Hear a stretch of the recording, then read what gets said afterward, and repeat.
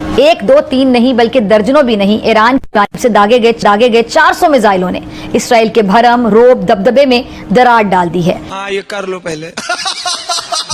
इस तरह से हालात चल रहे हैं, नेतन्याहू साहब कह रहे हैं कि हम बदला लेंगे, हम हमला करेंगे ईरान पर। अच्छा बुखारी साहब, अगर इन दोनों के दरमियान जंग लग जाती है तो यकीनन खतरनाक हालात पैदा होंगे। फिर जो एक पर्शियन गल्फ अगर खुदा न खास्ता बंद हो जाता है तो फिर तो तेल की कीमतें काफ़ी बढ़ जाएंगी और उसके ज़ेरे साया या असरअंदाज बाकी मुमालिक भी होंगे। लेकिन एक बात बड़ी क्लियर है कि खित्ते में तबले जंग बच चुका है। अब चूंकि हमास को उन्होंने टोटली तबाह कर दिया है एक लिहाज से, तो अब उनके लिए Hezbollah is the next challenge. Israel की जानिब दागे गए मिसाइलों के बाद इसराइल ने कह दिया है कि हम अपने वक्त पर और अपनी जगह पर आपको जवाब देंगे, लेकिन जवाब देंगे ज़रूर। इसराइल जो है उसने इंडिया के साथ मिलके ये सोचा है कि पाकिस्तान पे जो है वो पाकिस्तान की जो न्यूक्लियर इंस्टॉलेशंस हैं उस पे हमला कर दिया जाए, ये सोचा है उन्होंने। इसराइल साल भर से खित्ते के कमजोर ममालिक के लिए अजाब बना हुआ है। अच्छा, बस्तियों की बस्तियां फूंक डालता है और अक़वाम आलम मुज़म्मती बयानात दाग कर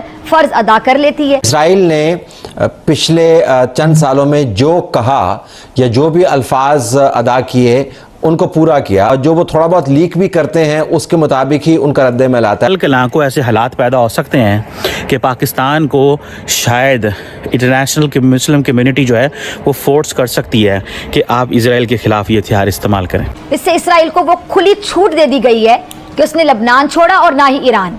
इस्माइल हनिया को तेहरान में निशाना बनाया और हिजबुल्लाह के सरबराह हसन नसरुल्लाह को उनके दफ्तर में शहीद करके जिम्मेदारी भी कबूल कर ली। यानी जो करना है कर लो, कोई इनको पूछने वाला नहीं। बहुत ज़्यादा मुबालगे से भरपूर, ख़तरात से भरपूर तज्ज़ियों से गुरेज करना चाहिए, क्योंकि इसराइल के पास कैपेबिलिटी है, अमेरिका उसके साथ मौजूद है, लेकिन 12 रिस्ट्रेंट्स और कंस्ट्रेंट्स भी मौजूद हैं। और याद रखें कि इसराइल अकेला नहीं है, इसराइल अमेरिका गठजोड़ मुकम्मल तौर पर है, 30,000 अमेरिकी फ़ौज है। इसलिए मेरा तो मशवरा यही था ईरानी दोस्तों को कि ज़रा मोहतात चलें, ज़रा हाथ हौला रखें, क्योंकि वो ट्रैप में ना आ जाए जैसा सद्दाम हुसैन ट्रैप में आया था। India has outmanoeuvred, outplayed Pakistan.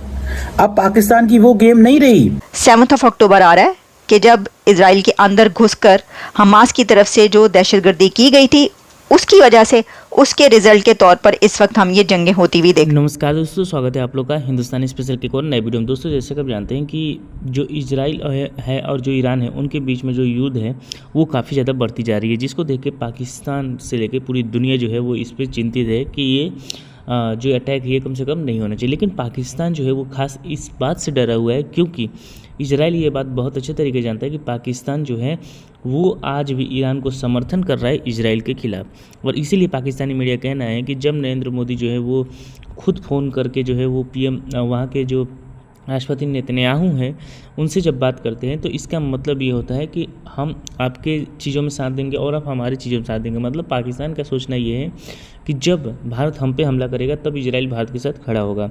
तो कहीं ना कहीं पाकिस्तान की मीडिया और ख़ास करके फिजा खान, जो कि फिजा खान का बात ही है कि वो इजराइल और भारत पे इतना ज़्यादा रोती है, इतना ज़्यादा गलत बोलती है भारत और इजराइल के बारे में। तो एक बार फिर से जब ऐसा हुआ है तो फिर उसका चीखना तो तय था। तो एक बार फिर से आपके लिए बहुत ही अच्छी वीडियो लेके आ गए हैं जिसमें वो चीखती हुई नज़र आ रही है कि भारत इजराइल ऐसे हैं वैसे हैं, इन्होंने पूरी दुनिया बर्बाद कर दी, मुस्लिम उम्मा, मतलब जो भी बातें कहना चाहती है वो कह रही है। तो चलिए वीडियो में चलते हैं, देखते हैं पाकिस्तानी मीडिया का इन सब चीज़ों पर क्या रिएक्शन है। तो लिया कल, लेकिन मेरा अपना ख्याल ये है कि मेजर्ड रिटेलिएशन थी और इसमें जो खबरें आ रही हैं वो यही हैं कि ज़्यादा नुकसान नहीं हुआ। ये अप्रैल की तरह ही मामला हुआ, उस वक्त भी 300 मिसाइल ईरान ने दागे थे इसराइल पर, लेकिन उस वक्त भी कोई बहुत तबाही नहीं मचाई, ईरान नहीं मचा सका, क्योंकि जो इसराइल का एयर डिफेंस सिस्टम है वो 3 लेयर्ड है, आप कह लीजिए मल्टी लेयर्ड है। उसमें आयरन डोम भी है, उसमें एरो सिस्टम भी है, उसमें डेविड स्लिंग सिस्टम भी है जो कि ड्रोन से लेकर बैलिस्टिक मिसाइल को इंटरसेप्ट कर सकता है। तो इस वजह से ईरान ने जो कल 182 या 184 मिसाइल दागे, उसमें ज़्यादातर तादाद जो थी बैलिस्टिक मिसाइल्स की थी, जो कि ज़्यादा लीथल होते हैं, ज़्यादा उनका इम्पैक्ट होता है क्योंकि वो ग्रेविटी के साथ ट्रैवल करते हैं, नीचे आते हैं। तो इस वजह से अब देखना ये है, क्योंकि नुकसान ज़्यादा इसराइल को नहीं हुआ, तो बंदा ये कह सकता है कि जो ईरान की जानिब से रिटेलिएशन होगी वो भी मेजर्ड होगी, क्योंकि इस वक्त इसराइल के भी इंटरेस्ट में नहीं है को एक तरफ हिजबुल्लाह के साथ डील कर रहा हो और दूसरी तरफ ईरान के साथ all out full scale war हो।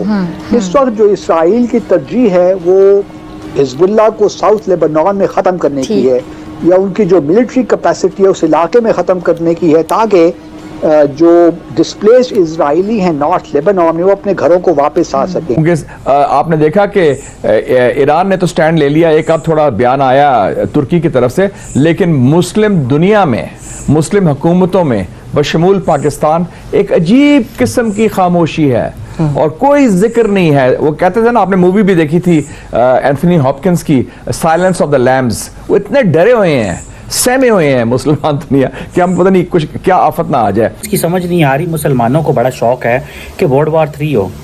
भाई क्यों वर्ल्ड वॉर 3 हो?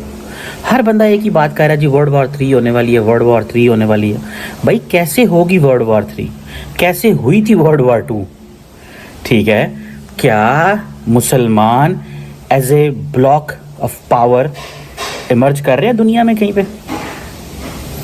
क्या मुसलमान as a block of power emerge कर रहे हैं दुनिया में जो वर्ल्ड वॉर 3 आपने करनी है या होगी? क्या है मुसलमानों को के पास लड़ने के लिए?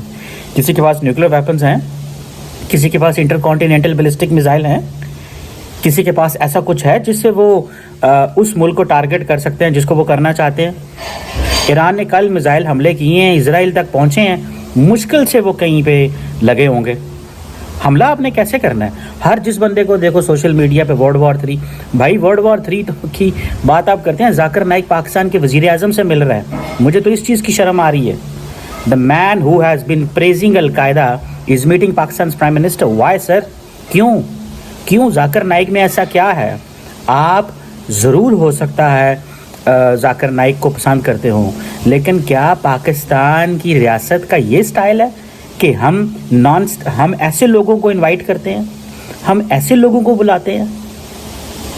अब मुझे बताएं जी वर्ल्ड वॉर 3 हो जाएगी। भाई वर्ल्ड वॉर क्या? अब हर दुनिया के अंदर एक ही रुझान है, वो जी पाकिस्तान के पास मिसाइल पावर है और पाकिस्तान को ये मिसाइल ईरान को दे देने चाहिए, फ़लस्तीन को दे देना। भाई क्यों दे देने चाहिए?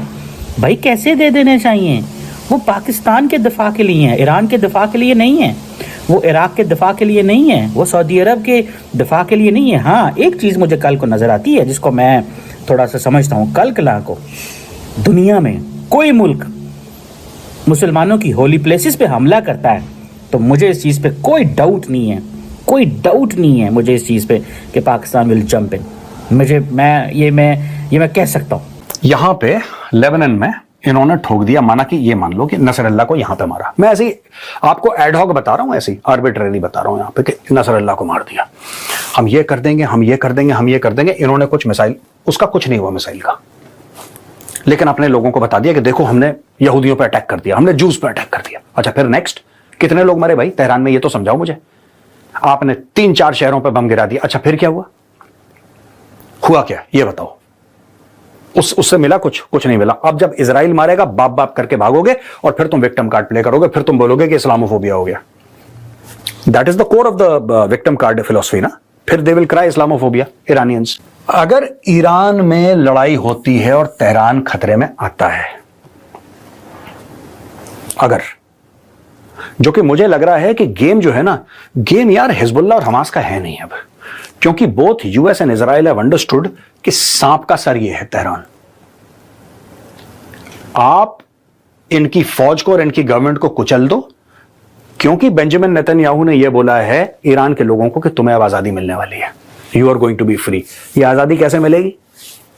मार। दोस्तों, जैसे आपने इस वीडियो में देखा, जो पाकिस्तान की मीडिया है इस बात से बहुत ज़्यादा शॉक्ड है कि जब मोदी और जो है वो इजराइल के जो नेतन्याहू हैं उनके बारे में जब ये बात सुनती है तो वो काफ़ी ज़्यादा सरप्राइज होती है और बहुत बुरी बातें करते हैं। दोस्तों, इजराइल और भारत की दोस्ती जो है वो आज से नहीं है, बहुत पहले से, और ख़ास करके 2014 के बाद जिस प्रकार के रिलेशनशिप जो है वो भारत और इजराइल के साथ बने हैं, इससे पहले भारत जो है वो इजराइल के साथ इतना नज़दीक नहीं था, क्योंकि उस समय जो है वो हमारा जो फॉरेन पॉलिसी था वो इजराइल को लेकर न्यूट्रल था। लेकिन अब हम जो है वो कहीं ना कहीं तरीके से, एक तरफ तो है राजनीति में कि हम जो है वो इजराइल के अलावा और भी जो कंट्री उसको तो समर्थन करते ही हैं, लेकिन अब इजराइल की ओर जो हमारा झुकाव है वो कहीं ना कहीं नज़र आता है। और यही देखे पाकिस्तान को जो है वो पछता नहीं है, क्योंकि पाकिस्तान ये बात बहुत अच्छे तरीके जान गया है कि इजराइल के पास पावर क्या है और भारत के पास पावर क्या है। क्योंकि भारत और इजराइल की जो पावर है, अगर वो एक साथ कहीं पर भी मिल जाती है तो फिर उस देश का नामो निशान मिटा सकती है। और यही बात जो है वो पाकिस्तान को खटक रही है कि भारत क्या कुछ बड़ा करने वाला है। क्योंकि जैसे ही जो हमला है वो इजराइल के द्वारा जो है वो मोस्ट आतंकी को मारा गया, वैसे ही नरेंद्र मोदी ने खुद फ़ोन किया। तो पाकिस्तान को कहीं ना कहीं ये शक जाहिर हो रहा है कि भारत भी कुछ बड़ा प्लान कर रहा है हमारे ऊपर अटैक करने का। तो दोस्तों आज वीडियो में इतना ही थी कि आप लोगों को वीडियो अच्छा लगा। वीडियो को लाइक और चैनल हिंदुस्तानी स्पेशल को सब्सक्राइब कर लें, क्योंकि हम आपके लिए टेस्टिंग वीडियो लाते रहते हैं। मिलेंगे इस वीडियो से, तब तक हिंदुस्तानी स्पेशल।